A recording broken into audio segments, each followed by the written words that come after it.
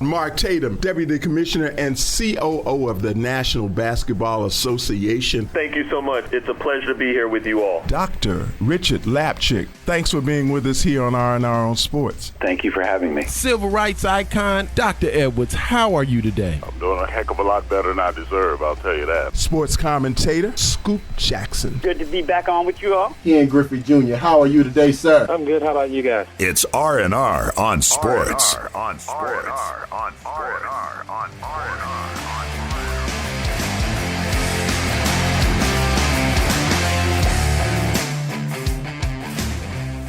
Hello and welcome to R&R on Sports. I'm Howard Robertson. And I'm Larry Robinson. That's it? That's it, brother. Oh, my That's goodness. all we're going to get to. We're going to get right to it. What is the matter with you? Nah, man, literally everybody knows I'm great at this point. At this point, everybody you said knows it I'm enough. great. Everybody knows I'm great. Everybody Okay. knows I'm amazing. Well, and I'm grandiloquent.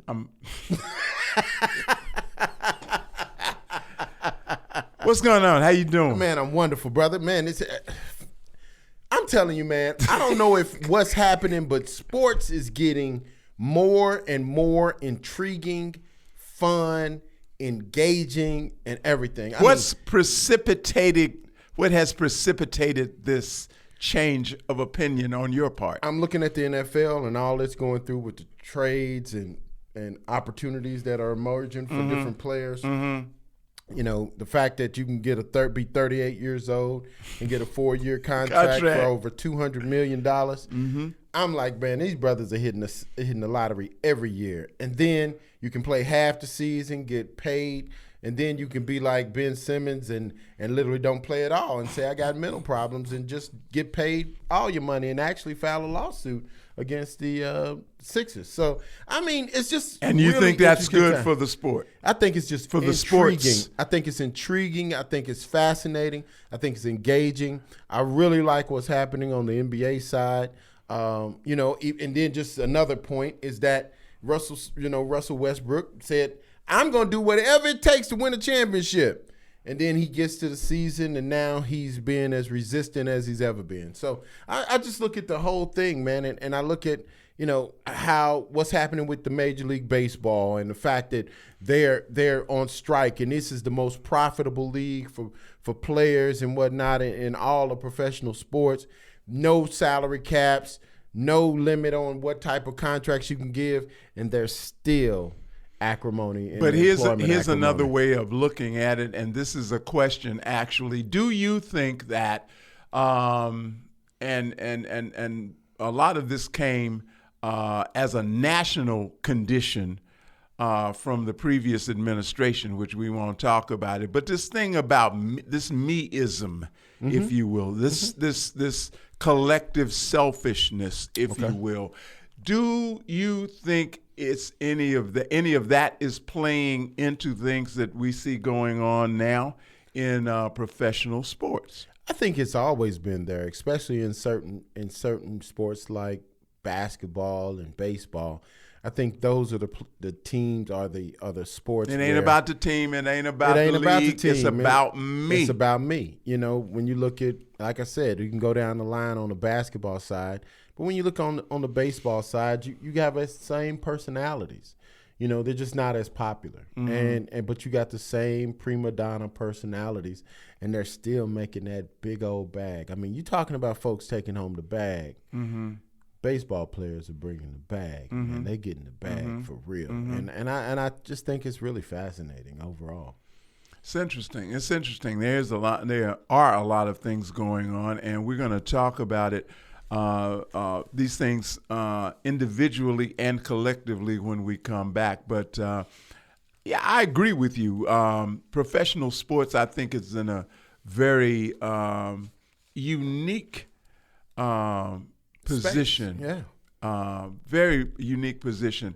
I tell you, I think there needs to be some gratitude for grace, and because it wasn't like this 2 years ago, it wasn't like this last year in terms of that. And, well, I want to get a better understanding when we come back. I'd like to get a better understanding so you can unpack what you mean by grace. I'll unpack like it's my suitcase. R&R on Sports. More after this. Yo, this It's your boy Chris Brown. David West, Golden State Warriors. Hey, this is Dr. J. This is Shaq Adocious. Yo, what's up? This is Ice Cube. And you're listening to a little R&R on sports. Blues in the basement. Hello. And the lyrics of the blues songs like Bobby Rush can sometimes be a little risque. We just got the music on. Blues. Instrumentals. Loving it. I don't care if you're young or old. Blues in the basement. Get together, let the good time roll. Part of the Kazukian Network. Welcome to another edition of Fly on the Wall. Recently, there was a meeting between Roger Goodell of the NFL and his public relations team about his future as commissioner of the National Football League. And now, listen in as you become a fly on the wall. Hey guys, thanks for getting together on such short notice. Of course, you know the situation and...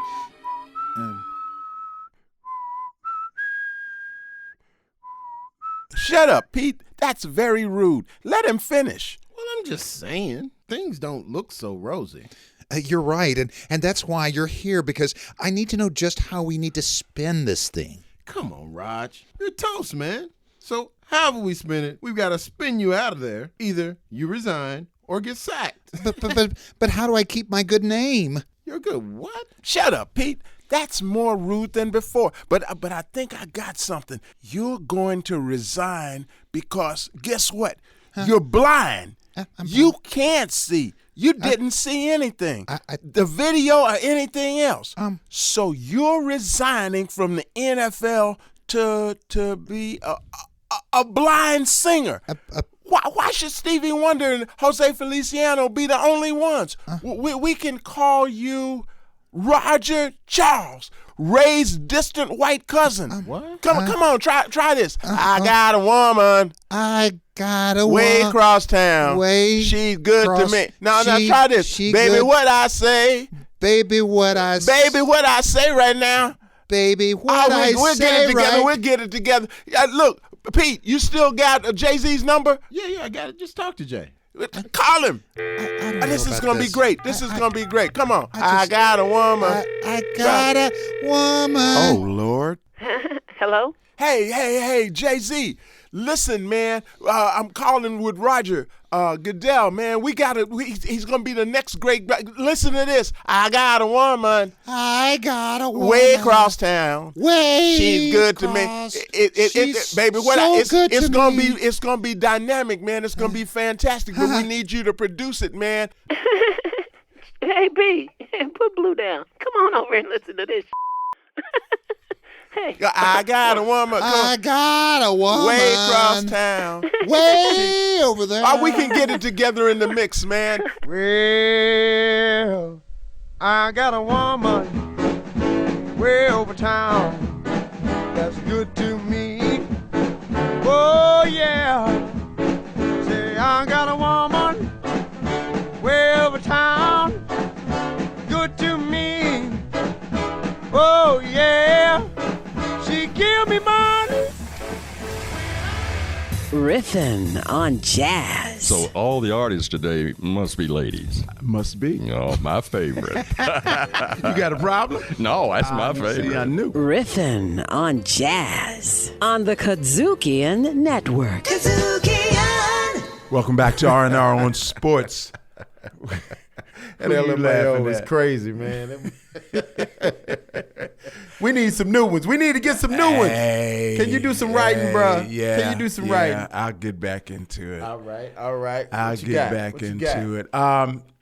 So let's talk about, the world is in a tizzy. Russia has, Russia turned over the table, man. Russia just turned the table over for no good reason. Can't nobody figure it out. There's no logic to be brought to what has happened. And Brittany Griner, who had the misfortune of being over there, trying to get home, has now been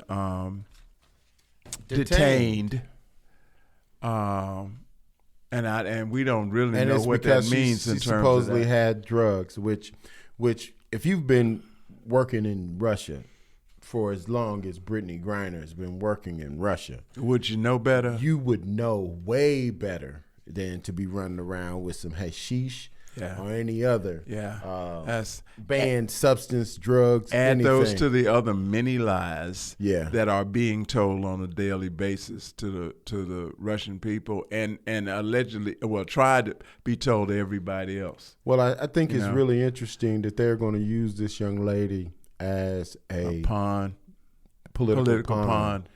And the fact that she's been put in harm's way because she can't make enough money in the United States to maximize the potential that she has, the skills that she has. Mm-hmm. So she's playing in the WNBA, but to offset the lack of salary that she gets in the WNBA, she ends up going to Russia and playing for over $1 million a year. And I'm going to tell you something. I put the lack of attendance at WNBA games. I put a lack of ratings on WNBA games on television squarely at the feet of the fans. Nowhere else to put it. If we showed more interest, if we showed up more, these ladies who play incredible basketball. You want to see the epitome of fundamentals. You want to see how basketball is supposed to be played without the benefit of individual athleticism and all of that, but fundamentally how it's supposed to be played. Go to a WNBA game. Am I making this up? Am I talking out of my head? The young ladies are far more fundamentally superior than what I find on the guys' side of the ball. But we don't support them. We don't support them the same way in our attendance, or our the viewership and all of that. But here's something that I think really brings us home and lets you know how crazy this could be and how much we're putting these young ladies into harm's way. Brittany Griner was missing for 3 weeks before anybody knew what the situation was. Mm-hmm.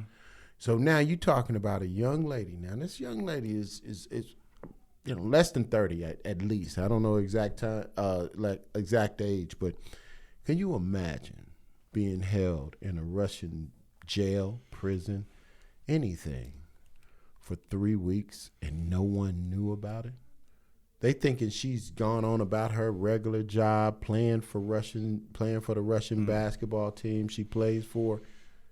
But this lady was missing for 3 weeks. Russia is not a kind place. My wife, who for years was the president of the National Civil Rights Museum in Memphis, was a member of an international, on the board of an international museum board organization, I should say. And they had a meeting in Perm, Russia.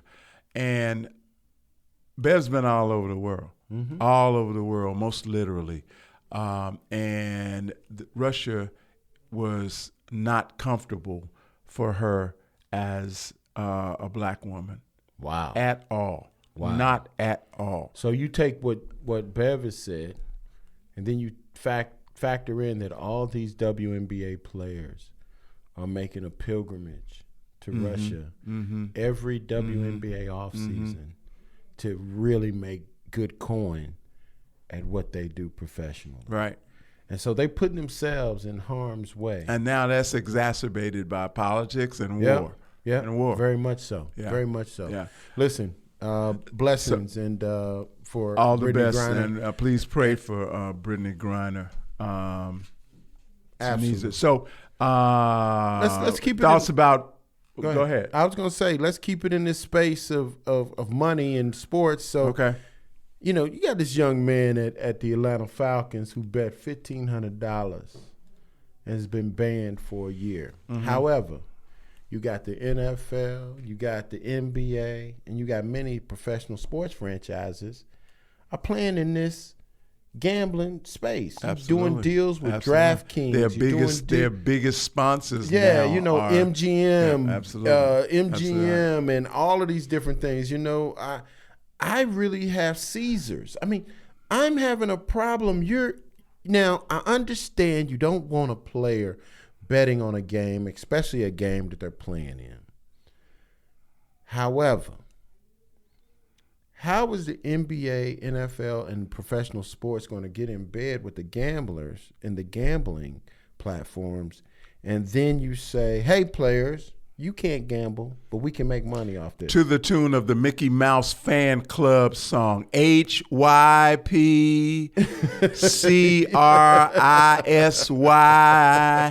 hypocrisy. That is the American way. That is what's happening. On the one hand, they will take all of this money to rename, for naming rights of venues. They will take all of this money for sponsorships. They will take all of this money for anything else. But, and they will run ads to the cow. I'm so tired of sports gaming and gambling. Man, I'm telling you, if I watch another ad with Jamie Foxx, with what's my the man, other guy, JB Smooth, in the season. I'm happy. I'm happy. I hope they're getting paid. But they are wearing it out. Local it's radio, hypocrisy, man. It's hypocrisy. Radio, everything. Absolutely. Everything. Absolutely. is running. But quickly, we're gonna see it in baseball season this year. Yeah.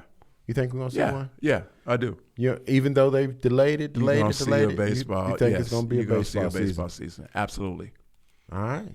Can't afford not to. You're gonna see a baseball season. Are the Lakers gonna get it together real quick? Probably not. Probably not. I think if Russell can see the light, and Anthony Davis can get healthy, I think they'll be okay. Where's Russell gonna be next year? Who knows? But wherever he'll be making that $47 million that he got coming to him. All right. Yes, we have a phenomenal return of Street Talk. Street Talk. Man, we got cats out of Kansas City, Detroit, Memphis, and Dallas, Texas. Yeah. So listen, stay right there. We'll be right back with more R&R. On sports, on the Kazukian Network. Say it all, man. You do. Humans Being with Kirk Whalum. Avery Sunshine, I am just overjoyed to spend some time with you. Listen, what you know about pot liquor? You from Memphis, so you know. My favorite part of all of that, I'm like, don't throw that away. Humans Being with Kirk Whalum. Welcome back to R&R Sports. I'm your host, Larry Robinson, with my trusted co-host. What's your name? Make me sound like Tonto or something. Well, you might be the hardest. You might be the hardest. Man, I'm Howard Robertson, and I normally bring us back in. Okay, well, you want to bring us in now? No, you just tried to do it. So go ahead. Tone and finish. Well, listen, this is Street Talk. We got people from all over the country that came to spend some time with R&R Sports, and they're going to share their feelings on sports as we present it. So today, out of Dallas, Texas, we have Larry Lundy. Out of Detroit, Michigan, we have my brother, Q Lewis. Out of Memphis, Tennessee, we got the great Sam Upshaw. And way outside of everything in Kansas City, we got the brother Roger Suggs. What's up, folks? Outside of everything. Outside of everything. Good barbecue. With the boiled ribs. Good barbecue, because he don't know nothing about no good barbecue. Where they boil the ribs. Where they boil the ribs. They boil the ribs in Kansas City? Okay. Yeah. I sure hate that. They boil the ribs in McDonald's Sprite.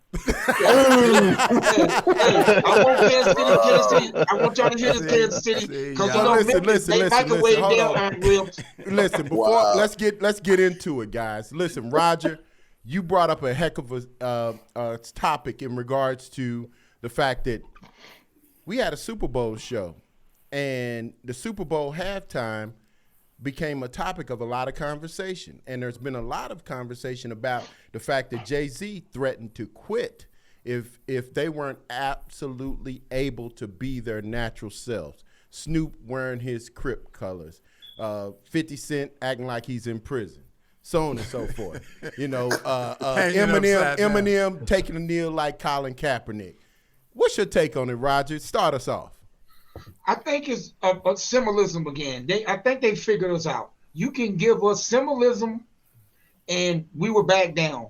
We were back down because if Jay-Z's more willing to fight for them to have their pure, authentic LA ways, why don't you be able to fight to make sure that Kaepernick get back on a team? They can get a 50-year-old teaching, and he'll come play backup quarterback, but they would not look at Kaepernick. And to me, I think the NFL said this. It said, we give you everything you want, but we will not let Kaepernick get back on. They did. So you understand, they played 3-card Monty on us. We're thinking, because we all celebrate, man, just playing all the classic and all that type of stuff. Since, Memphis love pigs, think about this for a second.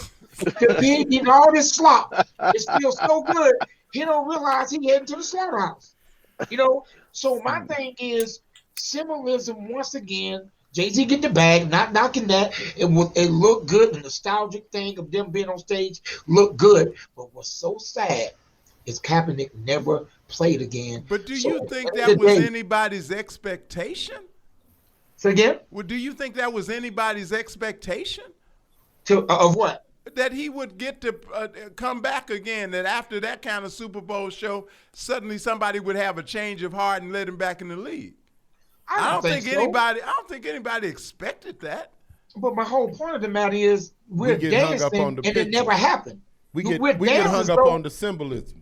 The symbolism, but I got one more thing to bring you might as well, because the other pod wasn't going to happen.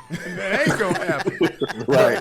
Exactly. All right, listen, hold on. Let me let these other brothers get some words in.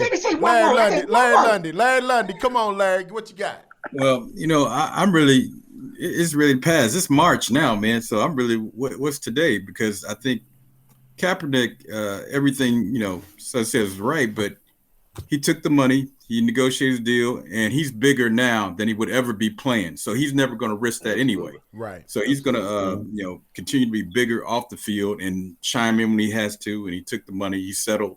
So that's that. And if you remember, Jay-Z was one of the major complainer about the NFL.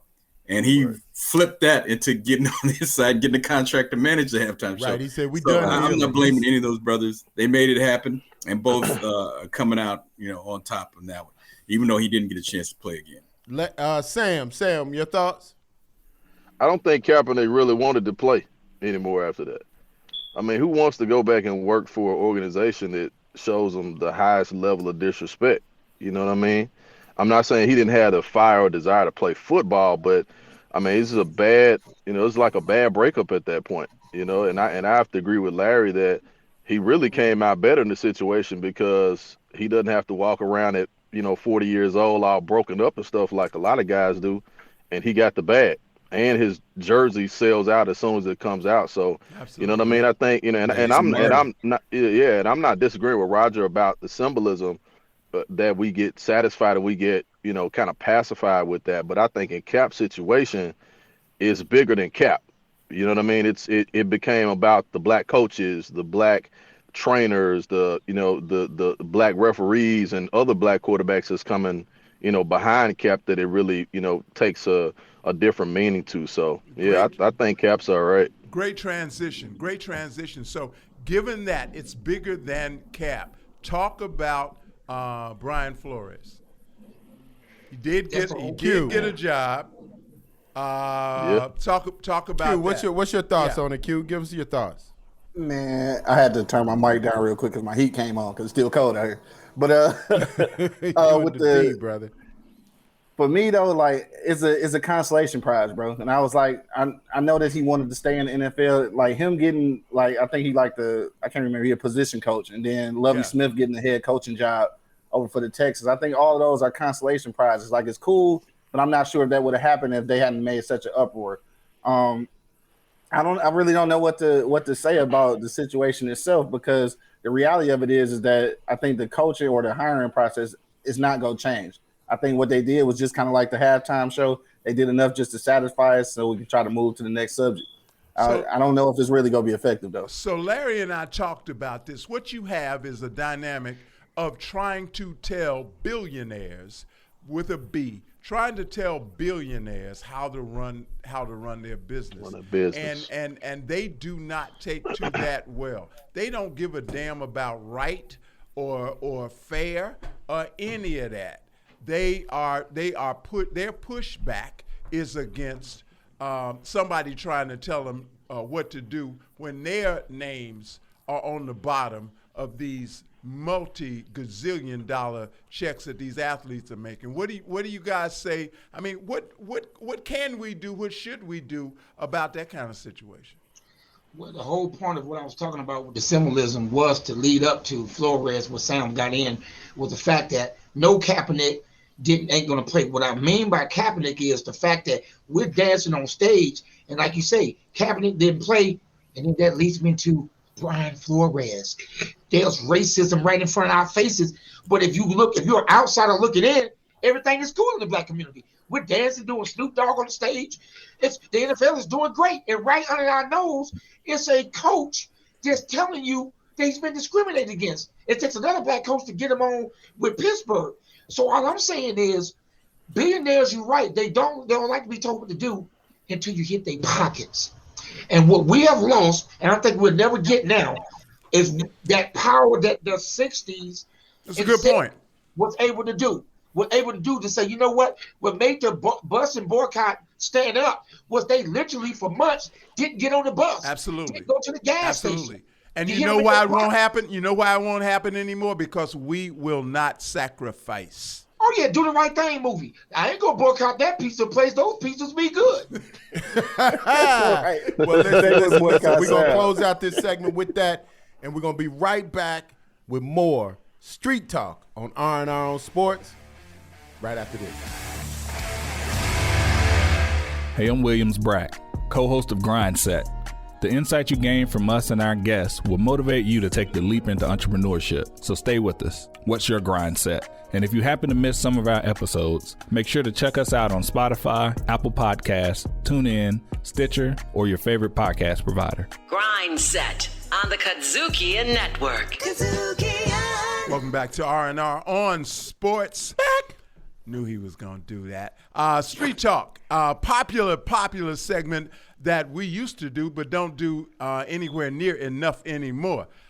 These are brothers around the country. And they talking. And they on the street. And somebody actually literally on the street in their car. So we got Sam Upshaw out of Memphis, Tennessee. We got Larry Lundy out of Dallas, Texas. We have Roger Suggs out of Kansas City. And we have Quincy Q. Lewis out of the Detroit, Michigan. Just had to turn his mic up because the heat came on because it's still cold where he is. It's so cold indeed. little background for y'all. All so loud. I'm like, damn, let me turn it down. Okay, guys, we're about to go into the playoffs. We're about to go into the NBA playoffs, and man, there's been so much going on. East side, West side. I mean, both conferences have really had major upheaval. Kyrie just went for 50. Went off for 50 post-COVID. But we may not see him for the next 3 Hey, years. so you know that's what I wanted to ask about was Kyrie. So go ahead, Q. Start us off. What is on your mind as it relates to the NBA today? First, I want to stay right there real quick about Kyrie. So I know that some stipulations are changing in New York, but he's still not going to be able to actually play at home. I just want to ask y'all about that. How do y'all feel about that? Is that cool or? Right now, we ask the questions, man. You don't ask no damn questions. Listen, you waking back. Asking the other brothers on the call. He ain't got no right to be asking no other brother. Lord this is the R&R. This ain't Quincy smoking wake and bake, the smoke, bourbon, and whatever. All kinds of Q Block Radio. But listen. So now, as it relates to Kyrie, I think he's really just destroyed any type of camaraderie, commitment, anything for the Brooklyn Nets this season. I think they brought in a bad actor in Ben Simmons. And I think you pulled two. You put two head cases together, and then you got Kevin Durant being the prima donna of all prima donnas. I mean, you got three badass ball players, but in my opinion, they will never go anywhere just because of they can't get to playing ball. What's going on between their ears? Right. That's my thoughts. Sam, you got some thoughts on that? Wow. Man, that's you wasn't even talk. You wasn't even talk about me, and it hurt. I was like, "Ooh, that was cold." No, I think Ben Simmons is an amazing ball player. I think Kyrie is the funnest. He's the most fun watching. He's the most fun watching this player of any player. I mean, what he's able to do is just absolutely amazing. I don't know, Larry. I gotta disagree with that. I think Ben Simmons probably got the most potential. I'm not gonna say he potentially could be great. No. I think he's great, man. I mean, you look at what he's done the last 3 years. He's been all NBA. He's done some really great stuff. All D, first team, all D. I mean, you're talking about a person that's still very early in their career. So to me, for what he's been able to accomplish, if Ben Simmons had a jump shot, we'd be talking about him being one of the greatest players eventually in the history of the game. In my opinion, if and eventually, yeah, absolutely. I don't disagree with that. I don't disagree with that at all. Go ahead, Sam. I just find it difficult in any situation that an NBA player has been in the league that long and can't hit a jump shot. I mean, you're talking about the best players in the league. We're talking about the highest level of competition, and you can't hit a jump shot. Yeah, well, we got Russell Westbrook who can't hit the side of a barn right now. And that's exactly where I was finna go. Dude has been in the league way too long to be playing like this. It's just unacceptable. I'm sorry. It's unacceptable. Every time I think about Ben Simmons, I want to go into a Richard Pryor routine. And what's that? Boy, we're brilliant. Book the number needed, pencil nor paper. Now I don't know who he is.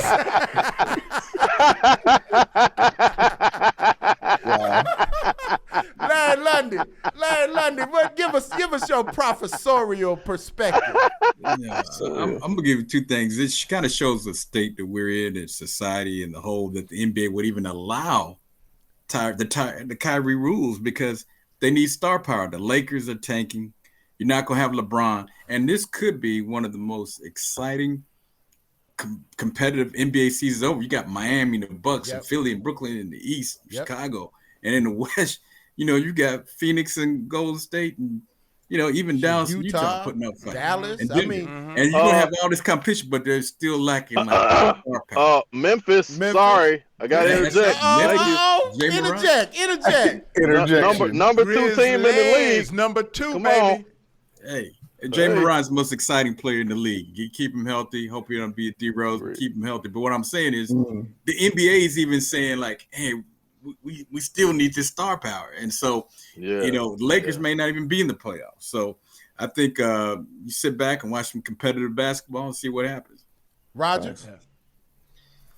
I think that now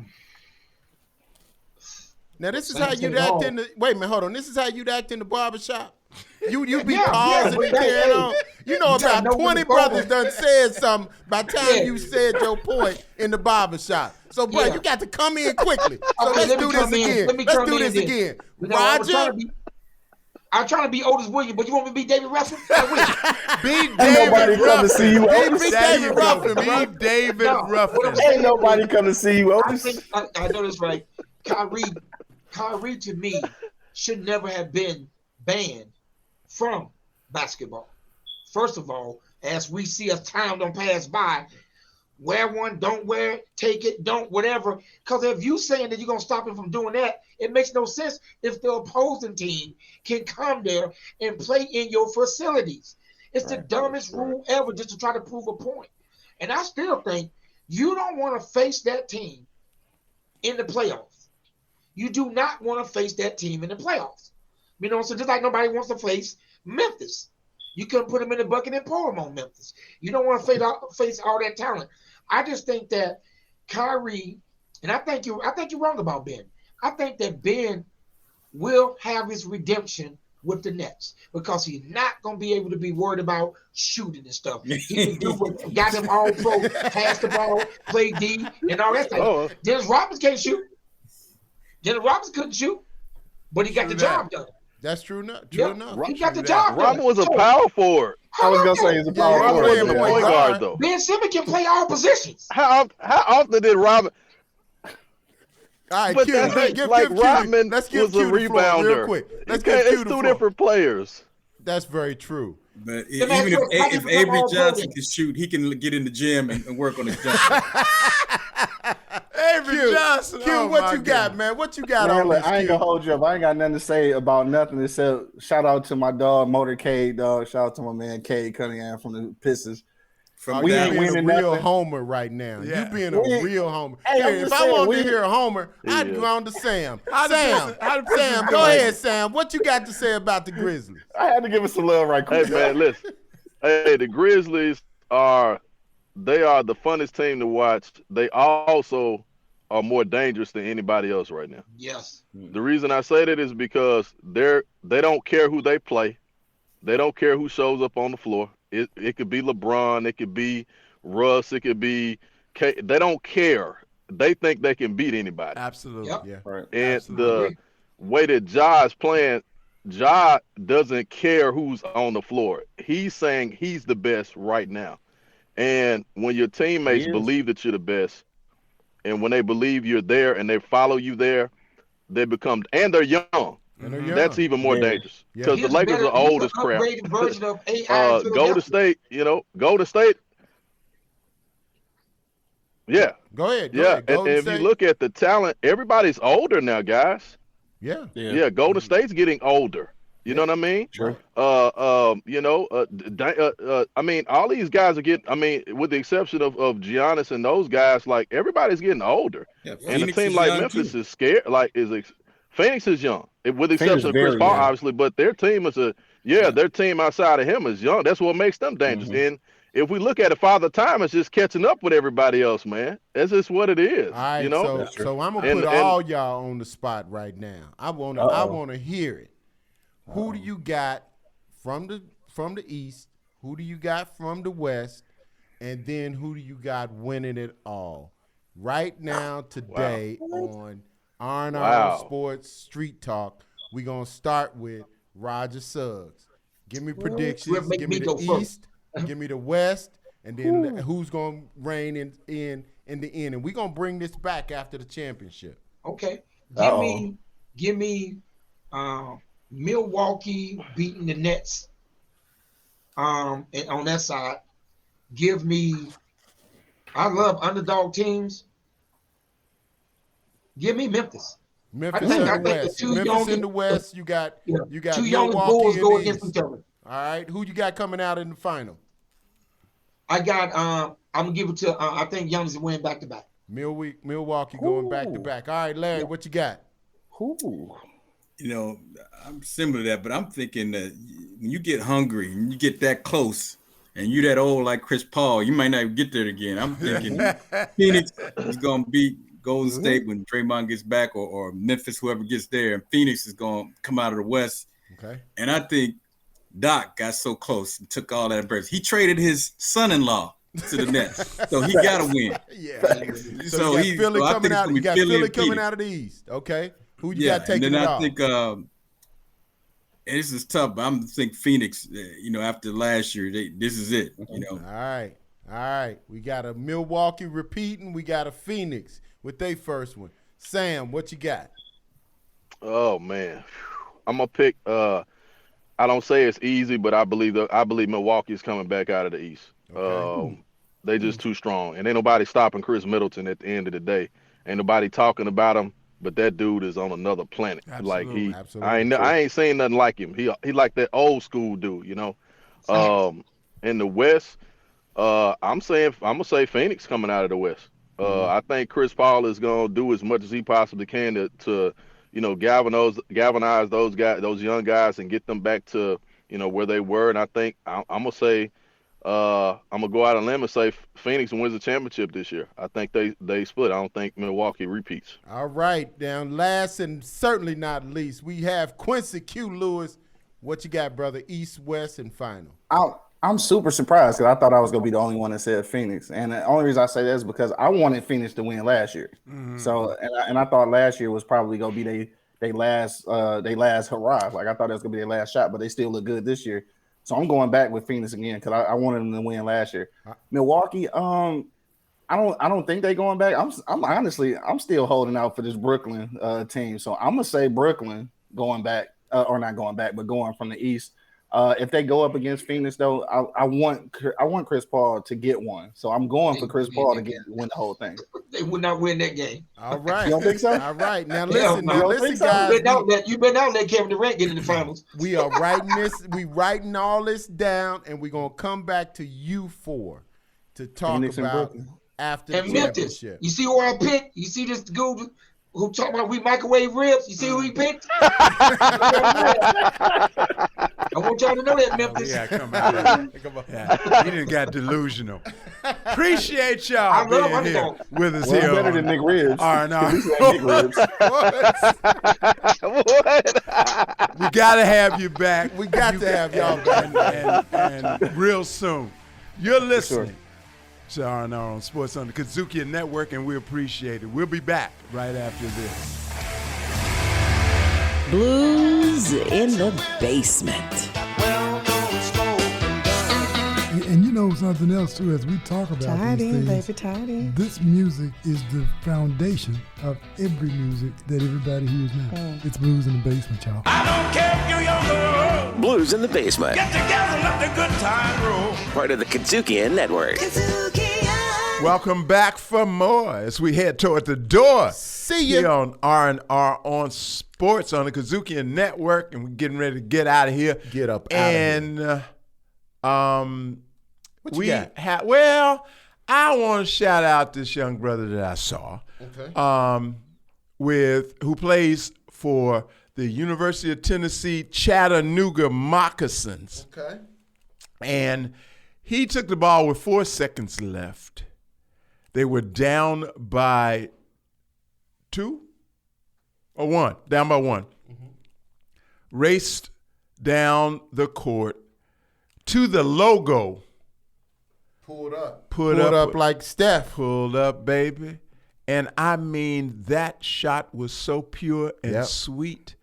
The nets just kind of shimmied a little bit. It wasn't even a heave. It was a shot. It was a shot.